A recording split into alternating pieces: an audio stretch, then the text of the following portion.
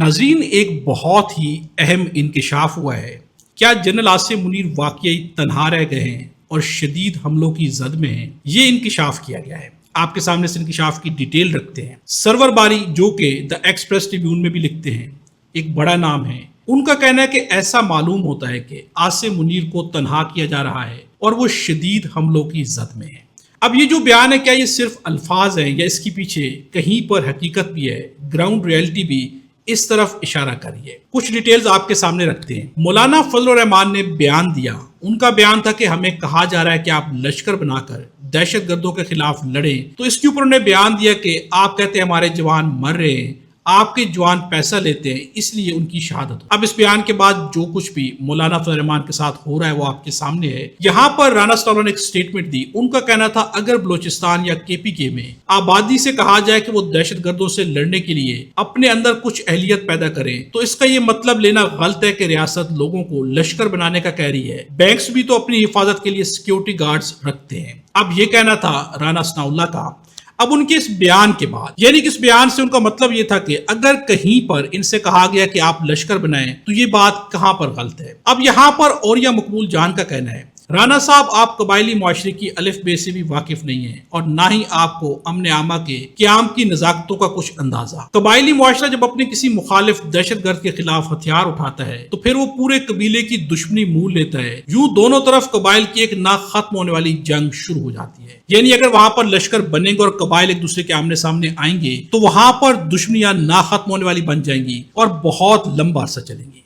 अब यहाँ पर सैयद ज़ीशान अजीज का कहना है, अजीब सोच है। यानी कल को इन्हीं में से लोग बागी हो जाएं या अलग होकर एक ग्रुप बना लें, फिर उनसे लड़ने के लिए मजीद लश्कर बनाएं या और लोग असला लेकर निकल पड़े और फिर कहा जाएगा कि ये तो आपके अपने लोग हैं, इसलिए इन्हें खुद भुगतें। यानी फिर सारी की सारी जिम्मेदारी उन लश्कर बनाने वालों के ऊपर डाल दी जाएगी। इस बयान से क्या साबित हो रहा है? यानी राना सलाउल्लाह इस बयान को सपोर्ट करते हुए नजर आते हैं। तो क्या इससे मसाइल हल होंगे या इससे मसाइल हल नहीं होंगे? जो काम फौज का है फौज को करना चाहिए। अवाम अगर लश्कर बनाएगी तो यकीनन मसाइल खराब हो जाएंगे। अब यहाँ पर एक चीज आपके सामने और रखते हैं। असदुल्ला खान का कहना है कि रिपोर्ट के मुताबिक मुलजमान से वसूल शुदा 4 करोड़ 59 लाख रुपए सरकारी खजाने में जमा कराने की बजाय चेयरमैन नैब के जाती अकाउंट में जमा करा दिए गए। ये पैसे चेयरमैन नैब के जाती अकाउंट में क्यों गए? ये गुज़िश्ता दिनों सामने आने वाले डिक्की बाई के केस से क्या मुख्तलिफ है? यानी यहाँ पर जो पैसे वसूल किए गए वो सरकारी खजाने में जमा नहीं हुए बल्कि चेयरमैन नैब के जाती अकाउंट में गए। आखिर क्यों गए? अब जब इस तरह की चीजें सामने आती हैं तो फिर हालात की नजाकत का एहसास हो जाता है कि इस वक्त एक तो करप्शन का बाजार गर्म है, एक जानिब इस वक्त दहशतगर्दी अरूज पर है। अब एक जानिब अली परवेज मलिक का कहना था कि तारीख वज़ीर आज़म शहबाज शरीफ को और फील्ड मार्शल आसिम मुनीर को अच्छे अल्फाज में याद रखेगी, जिसके जवाब में जिब्रान अलियास का कहना है,